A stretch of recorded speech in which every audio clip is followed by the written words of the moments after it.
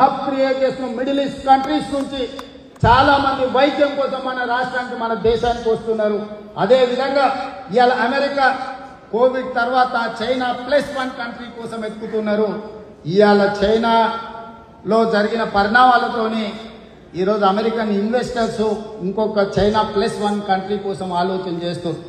ఆ +1 కంట్రీ తెలంగాణ రాష్ట్రాన్ని +1 కంట్రీగా తీర్చిదిద్దాలని హైదరాబాద్లో ఈ medical side investments, pharma side investments, bulk drug investments, అదేవిధంగా semiconductor investment, artificial intelligence హబ్ని మనం డిజైన్ చేస్తున్నాం అక్కడ.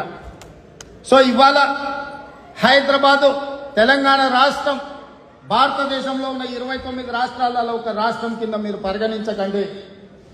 చాలా మందికి ఆంధ్రప్రదేశ్తోనో, బెంగళూరుతోనో, తమిళనాడుతోనో తెలంగాణ, హైదరాబాద్ పోటీ పడుతుందని అంటున్నారు. నేను అట్లా అనుకోవడం లేదు. నేను తెలంగాణ రాష్ట్రాన్ని ప్రపంచంతోనే పోటీ పడాలనుకుంటున్నాను. తెలంగాణ రాష్ట్రం సర్వ స్వతంత్ర దేశమైతే ప్రపంచ దేశాలతో ఏ విధంగా పోటీ పడుతుందో